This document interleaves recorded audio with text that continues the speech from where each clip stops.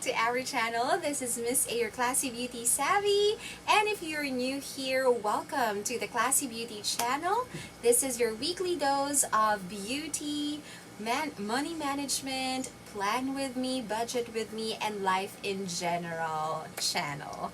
So I hope you can hit subscribe, stick around, hit subscribe, hit the like button to show support in our growing community and growing channel there.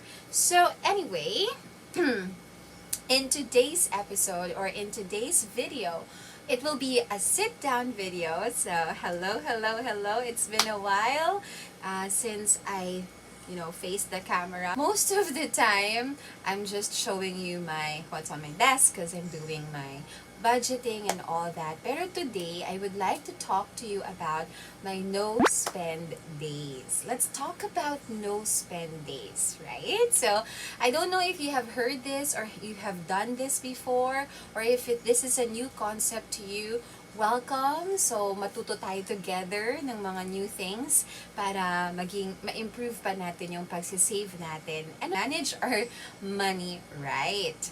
Let's start defining what is no-spend days, right? So, no-spend days are actually days na hindi ka bibili ng mga wants mo. So, no impulse buying and no impulse purchases, and then hindi tayo bibili ng mga random items na they're not really part of the plan. Okay? So, I know some of you are actually, you have your own personal money, ganon. So, you can spend that however you want, diba? Meron tayong ganon. But it doesn't mean na since we have that money set aside, we will just spend it, mindlessly. Kasi yun ang mga nangyayari lately. And I've noticed that not just to other people, but to myself din, diba? So, first, I noticed na when I have my own spending money, my miscellaneous money, or that's what I call it, or online money, I get to spend that mindlessly just because I know I have allocated money for that. But again, that's not a good practice. Think about this. We dedicated 7 hours, 8 hours of our time working from whatever job we have. So, it takes away precious time in our lives just to earn this money. And then here we are, spending the money mindlessly just because we know we have the money and we deserve it. It's perfectly fine to reward ourselves, diba? Hindi naman yun talaga dapat ipagkait sa mga hard workers like you guys. Kaya lang, we also have to think about, getting ahead when it comes to the payments or when it comes to building your savings and saving money for the rainy days. Importante na meron tayo nun. And if you think wala ka pa talaga ng solid foundation for the rainy days, money mo for the rainy days, or what we call the emergency fund, then you should do something like this, like no spend days. This can actually help you boost your savings, like how much money you can put into savings or investing instead of how much money we can, put aside for expenses or just buying random items, mga impulse buys or purchases, let's say, coffee, diba? For me, yung mga random sales sa online, pag nakita ko, feeling ko I need it, so I'll order it kahit naman hindi. Right? Marami na akong regrets. Like, marami na akong purchases na niregret ko. And please give me a thumbs up if you guys have also those kinds of, I regret buying episode when you receive your Shopee packages or Lazada packages na parang, hindi ito yun, this is not what I'm expecting and I don't need this. Why did I even buy it? Diba? May mga ganun tayong realization. So that's why it's important to have or to set like a day na wala kang isa-spend. Actually, we can start ng one day na wala kang isa-spend na kahit na anong towards wants, okay? Pero yung mga needs, guys, hindi yun considered as, a spending day. Let's say, for example, ano ba yung mga needs natin? We need to pay the bills. We need to buy grocery items. So, ito yung mga kailangan mong bilhin. So, whether nagtitipid ka or not, these are essentials. Hindi ito pa pwedeng mawala. So, you should consider those, mga needs and they're not wants. So, kapag bumili ka ng grocery item, that's my niece again, sorry about that. Pag bumili ka ng grocery item or pag nagbayad ka ng bill, hindi yun spending. It's actually your responsibility, right? So, ano lang yung mga kino-consider nating isa-spend, like consider the spending day, would be our wants. Okay, let's keep that in mind, yung mga hindi naman talaga kailangan, pero binili natin.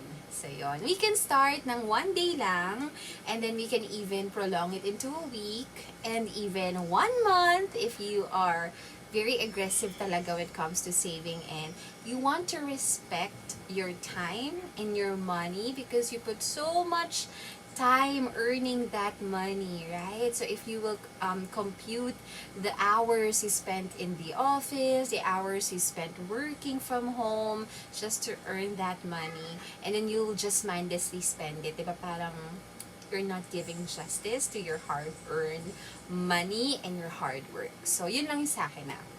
Of course, however you want to spend your money, no shame on that. If you want to buy as many items as you can, go ahead and do so. Just make sure you have a solid budget or a plan for it. Diba? Importante yun eh. Kasi we don't want to see ourselves, sorry about the noise, we don't want to see ourselves borrowing money from someone, right? And paying the interest and parang talagang nilulubog pa natin lalo yung sarili natin into debt. So, we don't want that. And again, hindi ko din siya na-shame yung mga taong nangungutang, right? Because they need it.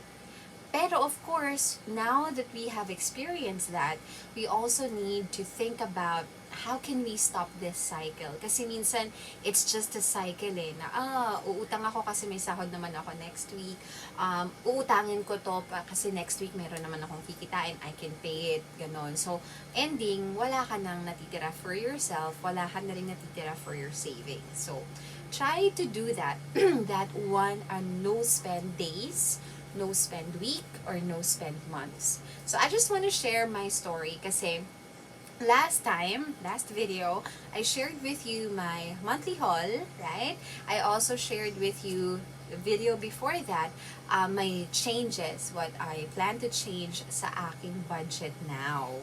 And I told you guys dun sa video na yan, I'll be linking it up in the iCard or down in the description box just in case you were not able to watch it, just so you can understand where I'm coming from. Sabi ko dun sa video na yon, na first cut-off will just be allotted for bills. And the remaining sahod that I'll be getting from my other side hustles and my full-time job will be allotted for saving. Because I want to go aggressive now when it comes to saving for my emergency fund and also for my wedding fund. So, yun yung ginawa kong plano. So, now, I noticed after kong mag-grocery ng 1 month, and I covered yung mga snacks namin, also my breakfast, kasi ako lang naman yung mahilig mag-breakfast sa kay Pag-ibig, hindi naman siya mahilig. So, my breakfast and my snacks, our snacks, sobrang laki nung natipid namin. Normally, guys, just to give you again a backstory or an idea, normally, every merienda time, we spend more than 200. Why? Kasi meron kaming other family members here, right? So, we also spend or we also think about them when we're buying snacks. So, more than 200, let's just make sure, or let's just keep it like yung average is 250. 250 in 1 day for snacks alone. Okay? So, let's compute that. 250 times 7. I don't know. Love 250 times 7. Let's try that. 8 lang ah. So, let's say, for example, 250 times 7.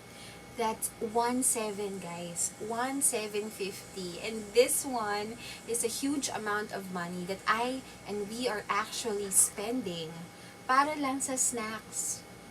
Diba? Parang, what? I heard, itong 1,750 na to, how many hours of work have you actually, sacrificed for this? then bibili mo lang siya ng merienda. I know, sometimes people will say, kapag pagkain, wag mong tipidin yung sarili mo. Sure, why not? If you have the budget for it, diba? We have no problems with that.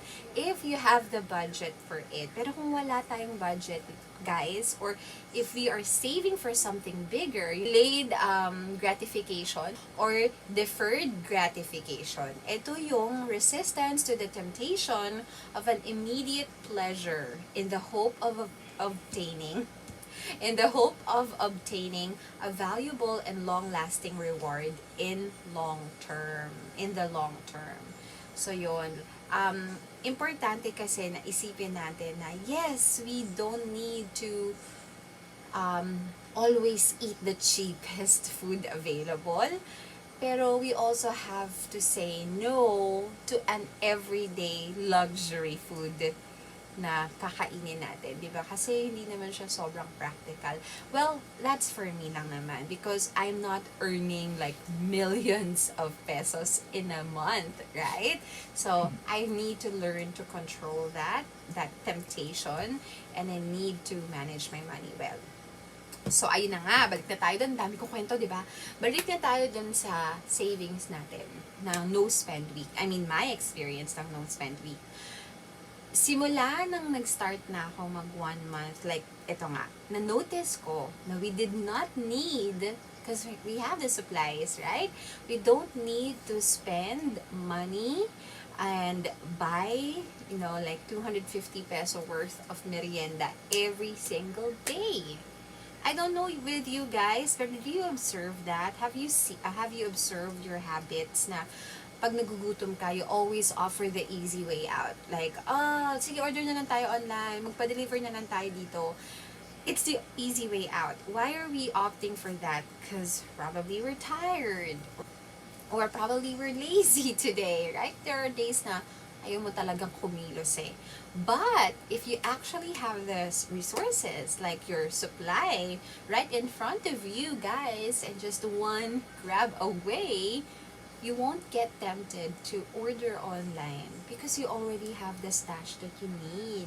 So, yun yung na-realize ko. So, imagine saving 1,750 for this week, like the previous week alone, is so fun. Like, thinking that I can use that money for other savings. And I did not even allot that much money for my personal spending, remember? So, it gives me so much joy to realize na through this habit, magkakaroon ako ng, chance to save more. So, yun lang yung share ko sa inyo today. Have no spend days. If you cannot do an entire week of no spending yet, let's do baby steps. Let's say, one day na wala kang bibilhin, na hindi mo kailangan.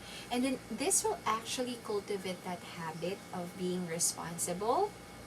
And it will also make you become better in managing your own money. Because the next time you purchase a new item, let's say for example, today is my spend day. So I'm done with my no spend week or no spend day. So today is now my spend day. You get to become more critical in deciding whether you'll buy it or not. I don't know, guys, if you have ever tried that, pero whenever I go out na, like say for example, we went to a grocery store or mall here na malapit sa amin, and I saw all of these temptations. Wow, ang ganda! Gusto ko to. But now that I'm spending, and I know na nagkaroon na ako ng mga no spend days, parang nagiging mas critical na ako, and I get to weigh things. Importante ba to? Is it even part of my budget?